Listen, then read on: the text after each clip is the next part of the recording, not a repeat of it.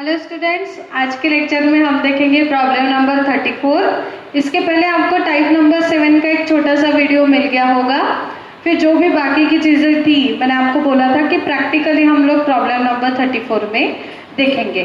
तो 34 में देखो क्या बोला है, Baba and Kaka are partner sharing profit and losses in the ratio 3:2। Baba और काका ये पार्टनर्स है, इनका रेशियो क्या है 3:2 का है। Their balance sheet as on 31 March 2012 is given below. आपको बैलेंस शीट दी है 31 मार्च 2012 की, और बैलेंस शीट में अब देखने लायक चीज ऐसी है कि आपको लायबिलिटी पर कैपिटल अकाउंट भी दिया है और करंट अकाउंट भी दिया है। मतलब टाइप नंबर 7 की पहचान क्या है कि अगर ऊपर बैलेंस शीट में कैपिटल अकाउंट के साथ साथ अगर आपको करंट अकाउंट भी दिया होगा तो समझ जाना कि ये टाइप नंबर 7 है। फिर उसके बाद बोला है on 1 April 2012 they admitted mama into the firm. नए पार्टनर का नाम क्या है, मामा। पहले बाबा और काका चलाते थे, अब बीच में कौन आ गए, मामा आ गए। फिर ही will bring ₹40,000 as capital. 40,000 rupees का कैपिटल आया है, 10,000 रुपीज की गुडविल आई है। फिर आगे देखो क्या बोला है, the goodwill amount will be retained in business, मतलब गुडविल को बिजनेस में ही रोक दिया। फिर building, furniture, debtor, loan, stock, इसके ऊपर एडजस्टमेंट है। और आखिरी में नेसेसरी अकाउंट बनाने के लिए बोला है। तो ये बेसिकली टाइप नंबर 7 है। क्यों? क्योंकि इस प्रॉब्लम में कैपिटल अकाउंट भी दिया है और करंट अकाउंट भी दिया है। और ये टाइप नंबर 1 है गुडविल का। क्यों? क्योंकि गुडविल उसने 10,000 रुपए की कैश में लाई है, और goodwill should be retained in business, मतलब गुडविल को बिजनेस में ही रखने का उन्होंने डिसीजन लिया है। मतलब ये क्या है, टाइप नंबर 1। तो हमें कितनी एंट्री करनी पड़ेगी, 2, लाना और बांटना। अभी देखो, सबसे पहले हम क्या करते थे, ओपनिंग बैलेंसेस लिखते थे, ठीक है। तो मैंने आपको लास्ट लेक्चर में बताया था कि आप जर्नल बनाएंगे 2 पेज की, लेजर अकाउंट्स बनाएंगे, लेकिन लेजर अकाउंट्स को नाम नहीं देंगे। अगर ज्यादा अगाऊ बनती दिखाई होगी तो आपने नाम लिख लिया होगा, फिर उसको आपको कट पीट करना पड़ेगा। लेकिन अगर इंस्ट्रक्शन सुने होंगे तो मैंने कहा था कि बिल्कुल भी आप नाम नहीं लिखेंगे, ठीक है। तो टाइप नंबर 7 की शुरुआत ही होती है कि आपको अकाउंट्स के नाम चेंज करने पड़ते हैं। पहला तो P&L एडजस्टमेंट ही बनेगा, लेकिन दूसरे अकाउंट में आप हमेशा देखो बाबा कैपिटल अकाउंट लिखते थे, बराबर। तो अब instead of capital account you have to write current account. Means आपको यहाँ पर अब बाबा करंट अकाउंट लिखना है, ठीक है। फिर वो पर्टिकुलर अमाउंट वगैरह सब बाद में लिखना।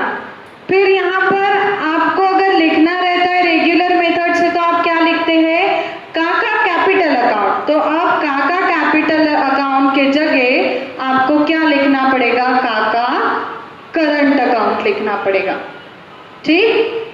फिर अब आप बताओ जल्दी से क्या लिखेंगे। यहाँ पर कौन आता है, मामा। हमेशा मामा नहीं आता, यहाँ पे कौन है, मामा। तो आपने देखो करंट अकाउंट लिखा, करंट अकाउंट लिखा, तो यहाँ पे भी क्या लिखेंगे, करंट अकाउंट। ऐसा करना नहीं है, यही नया पॉइंट है। पुराने पार्टनर्स के करंट अकाउंट आएंगे, लेकिन नए पार्टनर का कैपिटल अकाउंट ही रहेगा। ये चीज आपको गांठ बांध लेनी है, अच्छे से ध्यान में रखनी है कि टाइप नंबर 7 में देखो लॉजिक है ना, ऊपर कितना दिया है, कैपिटल अकाउंट और करंट अकाउंट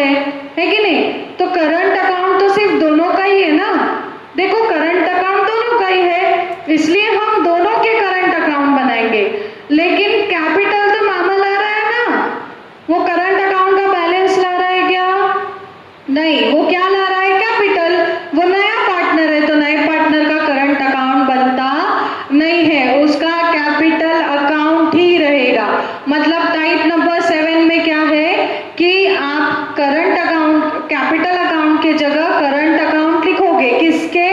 ओल्ड पार्टनर्स के, लेकिन नए पार्टनर का आपको कैपिटल अकाउंट ही बनाना है। समझ गए? फिर करंट अकाउंट लिख लिया, तो अब करंट अकाउंट के आपको बैलेंस भी लिखने पड़ेंगे। तो बैलेंस कैसे लिखेंगे? देखो, कैपिटल अकाउंट है, उसको बाद में देखते, लेकिन देखो उसने नीचे करंट अकाउंट दिया है।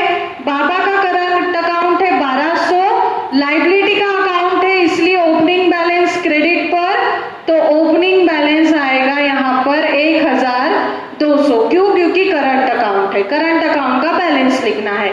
फिर काका के करंट अकाउंट का बैलेंस कितना रहेगा? देखो चेक करो कितना दिया हुआ है, 1400, तो यहां भी लिखेंगे हम 1400।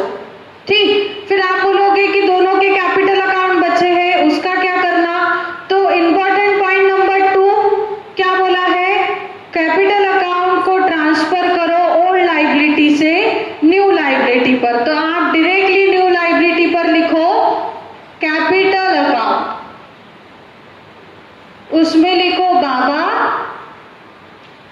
कितना दिया हुआ है, 1 लाख,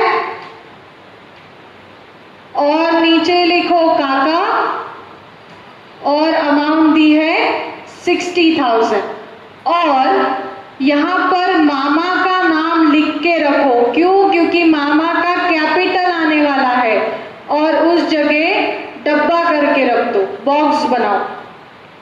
ठीक, क्योंकि वहां पे मामा का कैपिटल आएगा कब? जब हम उसे, फिर अभी उसको 2 लाइन खींच के बंद कर दो, लेकिन अमाउंट को बंद नहीं करना।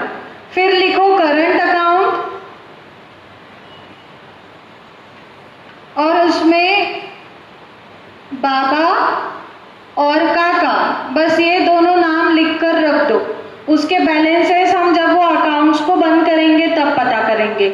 मतलब क्या कि कैपिटल अकाउंट को तो आपको एज इट इज ओल्ड से न्यू में उठाकर लाना है, लेकिन साथ में नए पार्टनर का भी नाम लिखना है। क्यों? क्योंकि उसका करंट अकाउंट नहीं है, नए पार्टनर का कैपिटल अकाउंट ही बनेगा, तो उसके लिए यहाँ पे हमने बॉक्स कर दिया। और फिर लगे हाथ करंट अकाउंट के लिए दोनों का नाम लिख दिया। मतलब टाइप नंबर 7 में क्या होने वाला है? ओल्ड पार्टनर्स के कैपिटल अकाउंट ना बनते हुए हम क्या बनाएंगे? करंट अकाउंट बनाएंगे, और इनके कैपिटल अकाउंट को ओल्ड से उठा के न्यू में रख देंगे। बस इतना ही चेंज है, अदरवाइज अब पूरा problem as it is solve होगा रेगुलर मेथड से। लेकिन अब आपको एंट्री लिखते टाइम कुछ चेंजेस करने पड़ेंगे, तो वो मैं अभी कितनी भी बड़बड़ कर लूँ तो आपको नहीं समझेगा, इसलिए उसे हम प्रैक्टिकली अप्लाई करेंगे। ठीक है, तो ये कंसेप्ट आपकी शायद क्लियर हो गई होगी। चलो, 14 नंबर को हमने कैपिटल दिया, 5वें नंबर पे as it is goodwill account ही रहेगा, और 6 नंबर पर कैश ऑब्लिक बैंक अकाउंट रहेगा। ठीक है, हो गया यहाँ तक? आगे तो कैपिटल लाने की एंट्री कर लेते हैं। एंट्री क्या करोगे? Cash account debit to Mama capital account. तो लिखो entry number 1, sorry, cash account का बैलेंस लिखना भूल गई थी मैं, आप भी भूल गए होंगे शायद। लिख लो, कैश अकाउंट का बैलेंस आएगा 1100, मतलब सबके ओपनिंग बैलेंस हो गए।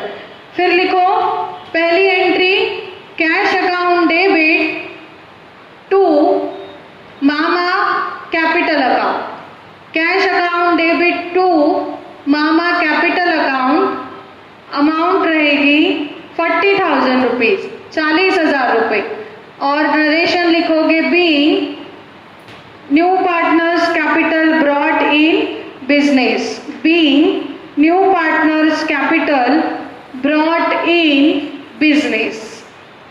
ठीक है, लिख लिया इतना। अब पोस्टिंग कैश अकाउंट में डेबिट 40,000 टू मामा कैपिटल, और मामा में क्रेडिट 40,000 बाय कैश अकाउंट। ठीक, अब आगे गुडविल की एंट्री करना है, तो गुडविल का टाइप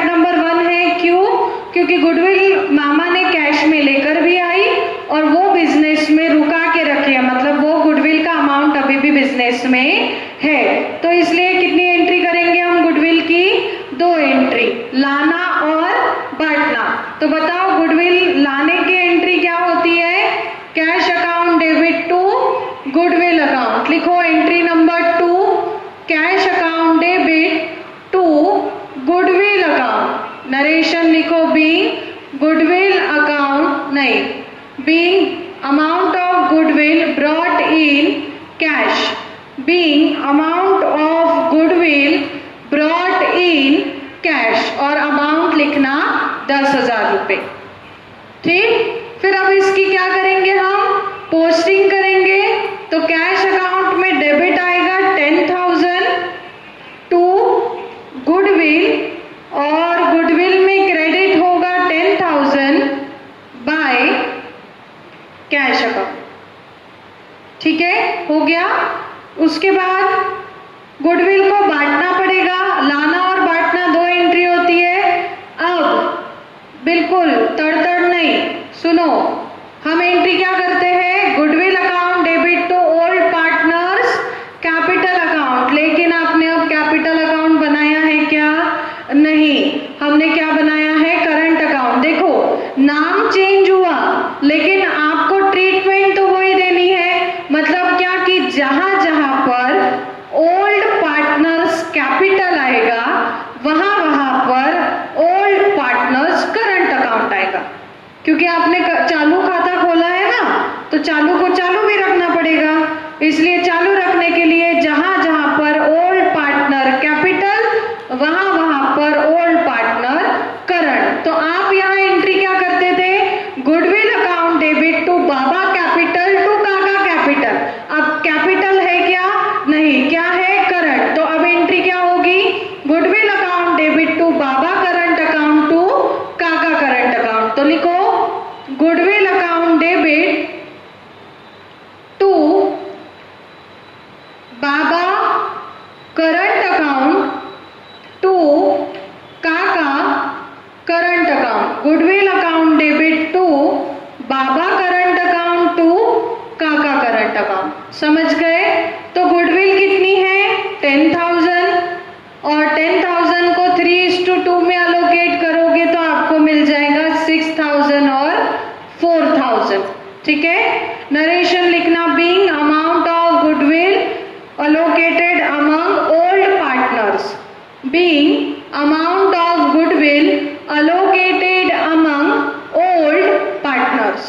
ठीक, अब गुडविल में डेबिट, नाम क्रेडिट के, तो क्या लिखोगे यहाँ पर?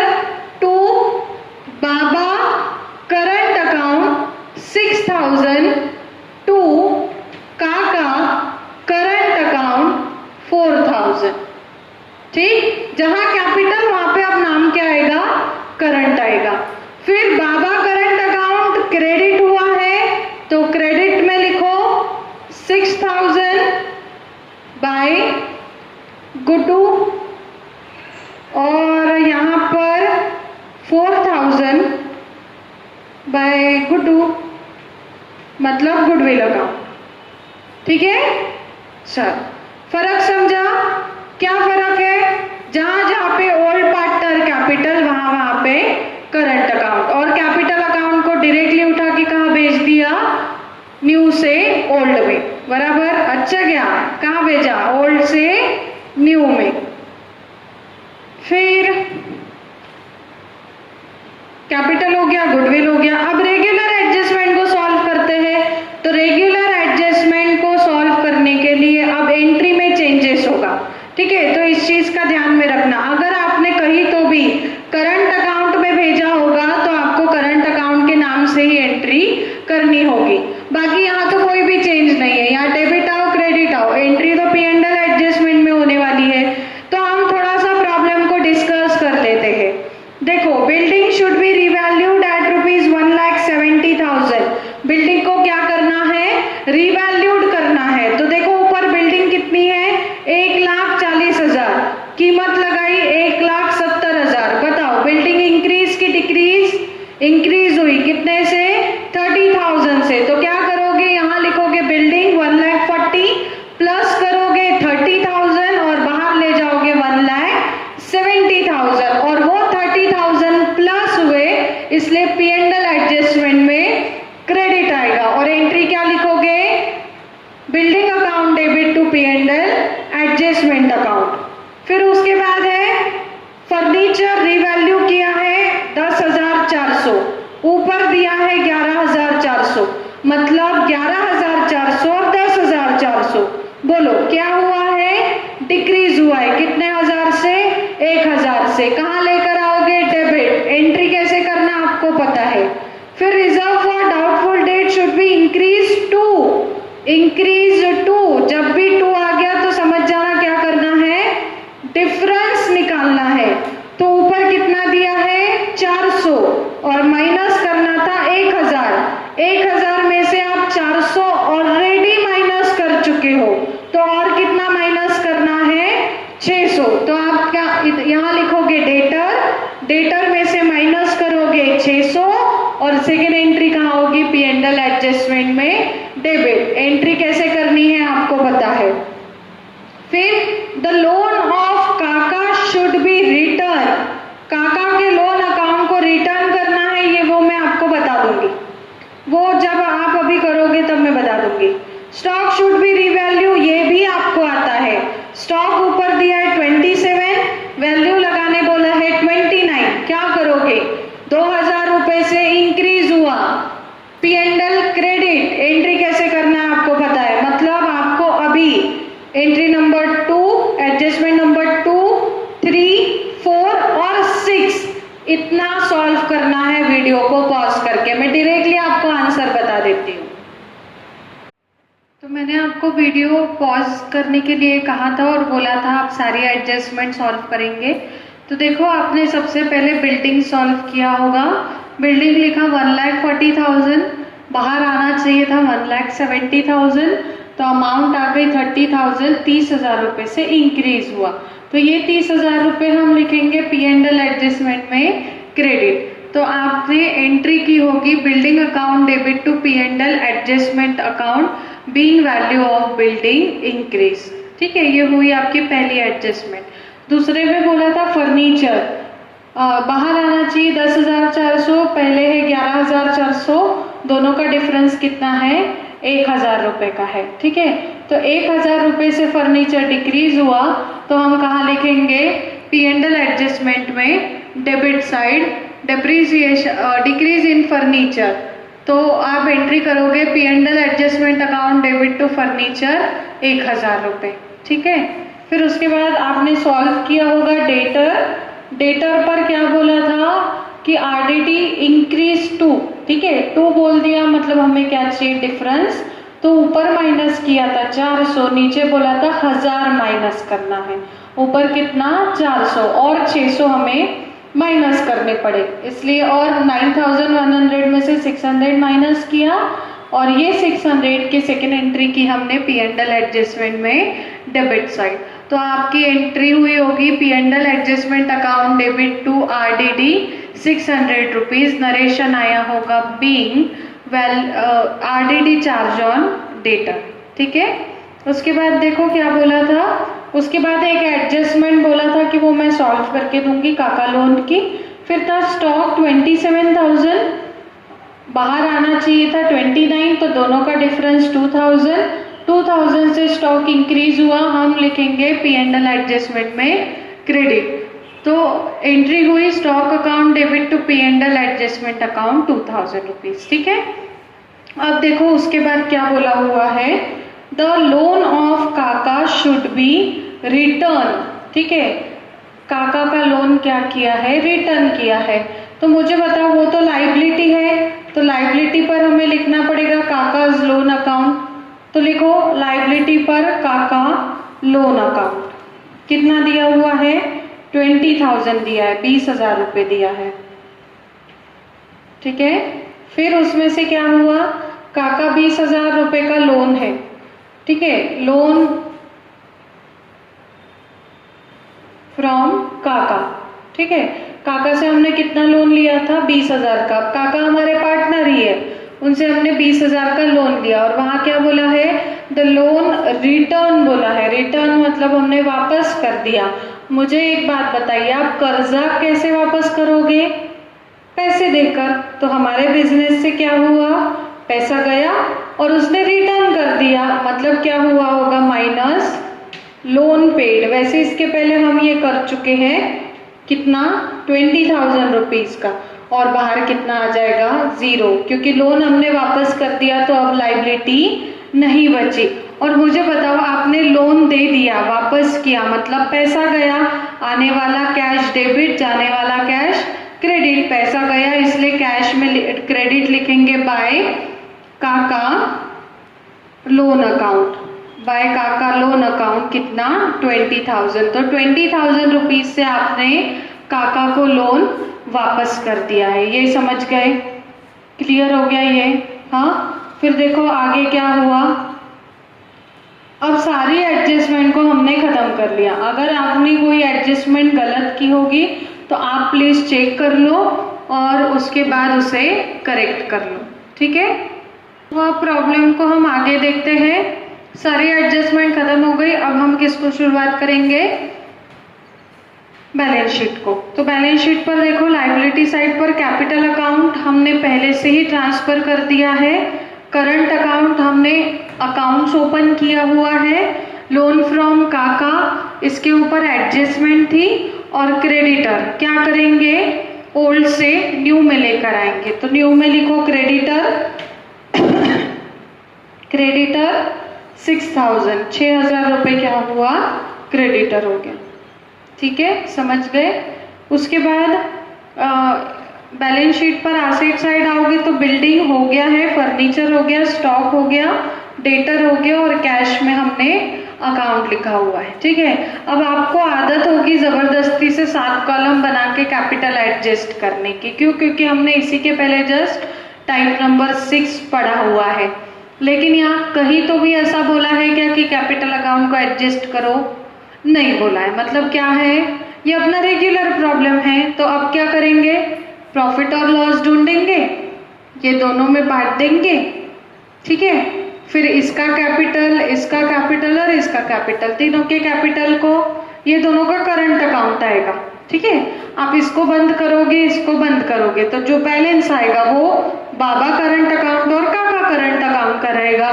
तो देखो उसके लिए हमने ये लिख के रख दिया यहाँ पे करंट अकाउंट का, तो वो यहाँ लिखना पड़ेगा। फिर मामा का बैलेंस निकालेंगे तो वो ये मामा के कैपिटल में बॉक्स बनाया है वो लिखना पड़ेगा।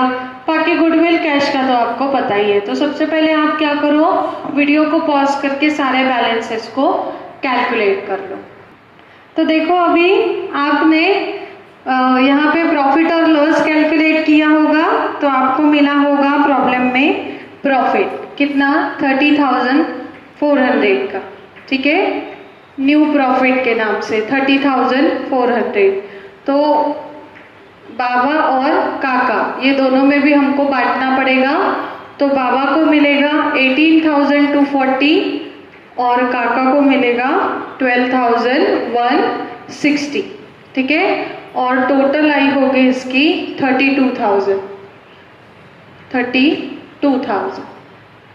ठीक। फिर आपने क्या किया, यहाँ पर डेबिट, इनके अकाउंट में क्रेडिट, तो by P&L adjustment account bracket में न्यू प्रॉफिट 18,240।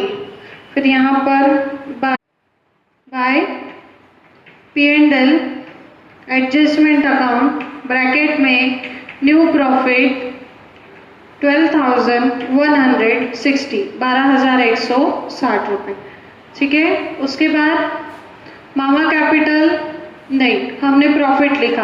अब आप एंट्री करोगे तो एंट्री कैसे करते हो, P&L एडजस्टमेंट अकाउंट डेबिट, तो हमेशा की तरह बाबा कैपिटल काका कैपिटल।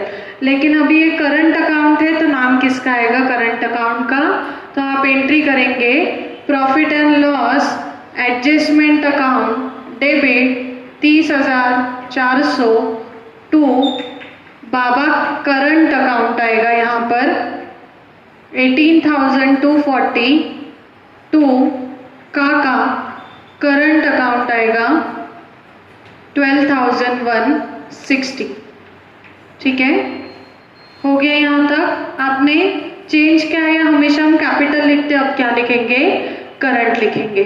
तो इतना हो गया। अब इसके बाद आगे हम क्या करेंगे, एक एक अकाउंट को क्लोज करते जाएंगे, ठीक है। तो देखो बैलेंस आएगा बाबा करंट अकाउंट का, मैं आपको डायरेक्टली आंसर बता देती हूँ, आप बाद में अच्छे से कैलकुलेट कर लेना। तो यहाँ पर बैलेंस आएगा 25,540 और टोटल आएगी 25,440, ठीक है। फिर यहाँ पर बैलेंस आएगा 17,560, बैलेंस है 17,560 और टोटल भी आएगी 17,560। फिर यहाँ का बैलेंस आएगा 40,000, बैलेंस 40,000 और टोटल भी रहेगी 40,000। और ये तीनों के भी बैलेंस देखो, बाबा करंट अकाउंट और काका करंट अकाउंट ये हमने लिख के रख दिया था, आपको सिर्फ अमाउंट लिखना है। तो 25,440 और दूसरे इसमें लिखना है 17,560 और मामा का कैपिटल अकाउंट है तो ये बॉक्स बनाया है, इसमें आएगा 40,000, 40,000 रुपये, ठीक है। फिर गुडविल अकाउंट टैली हो जाएगा 10,000 से और कैश में बैलेंस आएगा 31,100, बैलेंस आएगा यहाँ पर 31,100 और टोटल आएगी 51,100, ठीक। और ये बैलेंस को हम ले जाएंगे एसेट पर, कैश 31,100, ठीक है, हो गया यहाँ तक।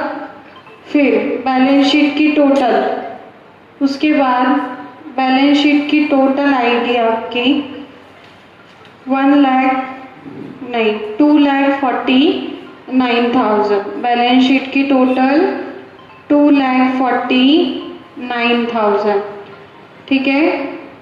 तो इस प्रकार हमने टाइप नंबर 7 का पहला प्रॉब्लम क्या किया, कवर कर लिया है। तो नया पॉइंट क्या था कि कैपिटल की जगह करंट खुलेगा, लेकिन किसका, सिर्फ ओल्ड पार्टनर का, और ओरिजिनली कैपिटल ओल्ड से लेकर हम न्यू में लिखेंगे, लेकिन नए पार्टनर का ये कैपिटल अकाउंट ही रहेगा, करंट अकाउंट नहीं रहेगा। फिर एंट्री करते समय हमें ये ध्यान देना है कि जहाँ जहाँ पर बाबा और काका का कैपिटल अकाउंट लिखते हैं वहाँ पर हमें करंट अकाउंट लिखना पड़ेगा, ठीक है। बाकी एज यूजुअल वही मेथड है, नया ऐसा कुछ भी नहीं है। तो हम मिलते हैं अभी नेक्स्ट प्रॉब्लम में, ठीक है।